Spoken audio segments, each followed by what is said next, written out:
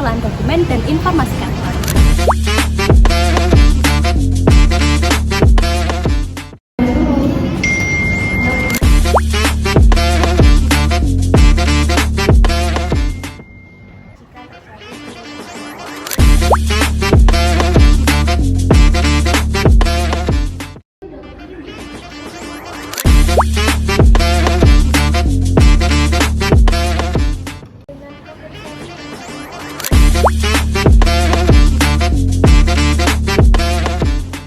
Pekerjaan administrasi.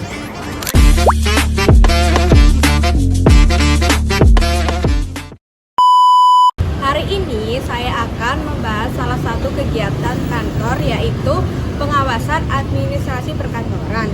Pengawasan administrasi merupakan salah satu kegiatan yang memastikan administrasi berjalan dengan sesuai prosedur, tertib, dan dapat dipertanggungjawabkan.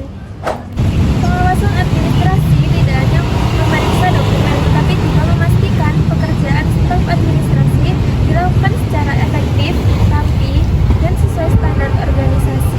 Administrasi perkantoran memiliki peran penting dalam mendukung suatu operasional organisasi. Melalui administrasi yang tertata dengan baik, informasi dapat disimpan, dikelola, dan digunakan secara tepat ketika dibutuhkan. Namun dalam pelaksanaannya masih sering terjadi beberapa kendala, seperti kesalahan pengarsipan, keterlambatan pengelolaan dokumen, atau kurangnya koordinasi antar staf. Oleh karena itu, diperlukan sistem pengawasan yang baik agar setiap pekerjaan berjalan sesuai dengan aturannya. Tujuan dari pengawasan administrasi perkantoran adalah untuk memastikan bahwa kegiatan administrasi berjalan secara efisien, meminimalkan kesalahan kerja, serta menjaga ketertiban dalam pengelolaan dokumen dan informasi kantor. Pengawasan administrasi perkantoran dapat diartikan sebagai pemantauan, pemeriksaan, dan evaluasi dalam kegiatan administrasi untuk pegawai. Tujuan sendiri adalah agar pemimpin dapat mengetahui pekerjaan yang dilakukan oleh pegawai apakah sesuai dengan prosedur. Pengawasan administrasi perkantoran juga berfungsi untuk mencegah terjadinya kesalahan dalam proses pengelolaan dokumen, menata arsip agar tersimpan dengan baik, serta menjaga agar proses administrasi berjalan dengan sistematis dan terorganisir. Beberapa bentuk pengawasan administrasi perkantoran antara lain yang pertama pengecekan laporan, pengecekan dokumen, pengontrolan pengarsipan, dan evaluasi kinerja staf administrasi. Unsur pengawasan. Menurut Kuiper tahun 2001, pengawasan akan berjalan efektif jika memiliki unsur-unsur berikut. Yang pertama, objek atau indikator yang diawasi, yaitu menentukan aspek kerja yang perlu dipantau, contohnya surat menyurat, arsip, laporan, dan lain-lain. Yang kedua, standar atau hasil yang diharapkan, menentukan target atau kriteria kerja sebagai bahan acuan penilaian. Yang ketiga, ada pengukuran kinerja, membandingkan hasil kerja nyata dengan standar yang ditetapkan.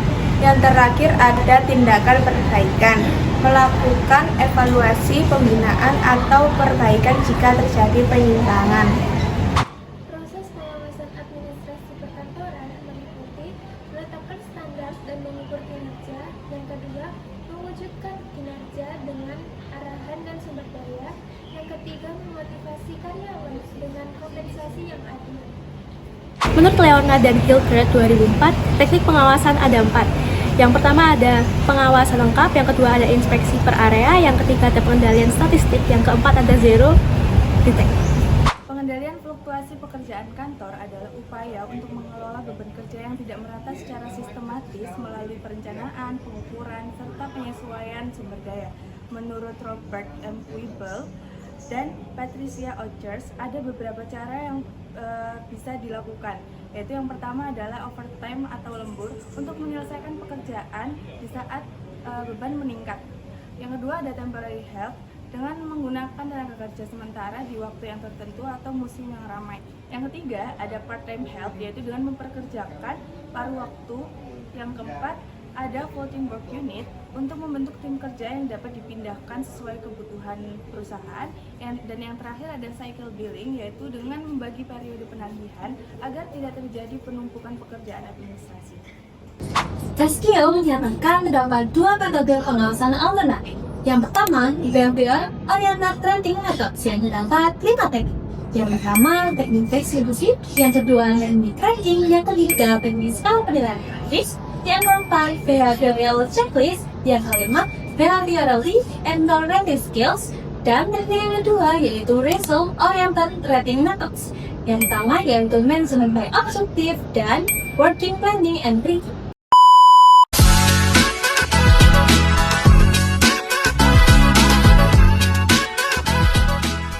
Halo teman-teman, kembali lagi di podcast singkat kami yaitu Next Step Journey.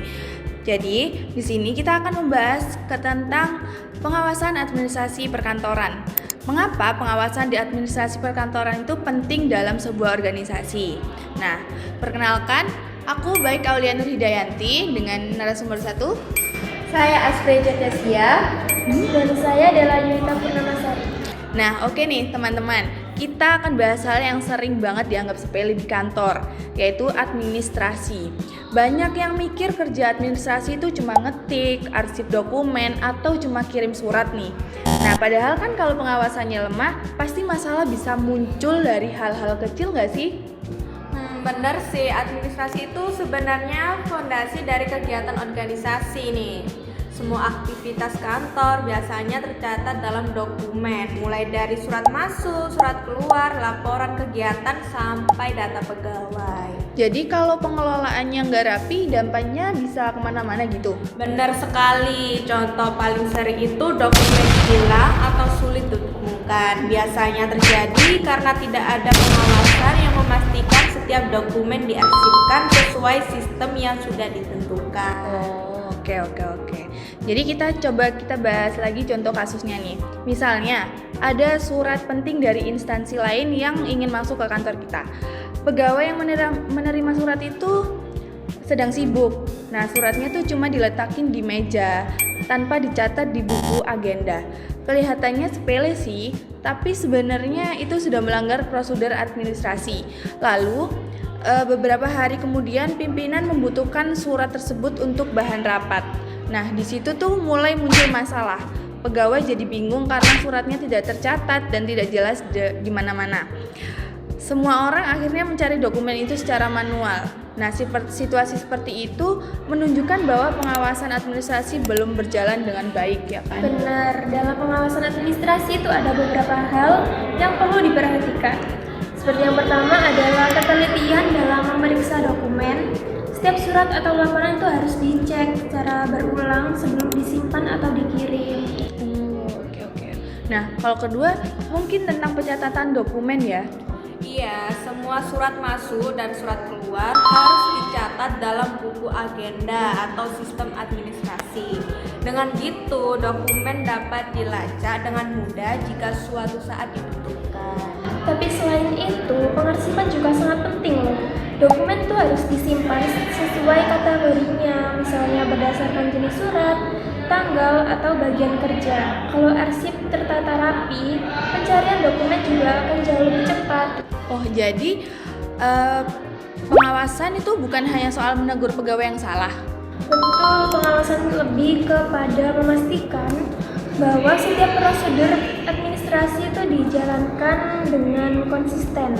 Pengawas biasanya melakukan pengecekan berkala kepada dokumen, arsip, laporan kerja gitu.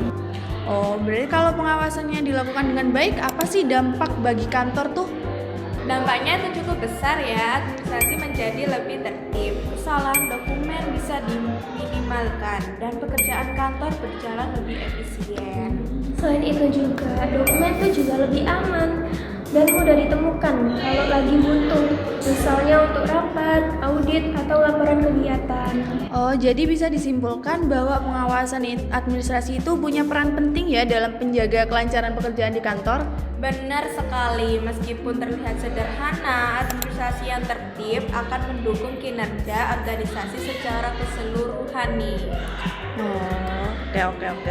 Jadi intinya kalau administrasi rapi dan diawasi dengan baik, pekerjaan kantor juga akan berjalan lebih teratur ya? Jadi administrasi tertib, kerja pun lebih efektif. Benar sekali. Oh my god. Oke nih, kita udah di ujung acara nih podcast kita. Jadi habis dari video ini kita akan menampilkan video simulasi tentang pengawasan perkantoran. Jangan lupa ditonton ya.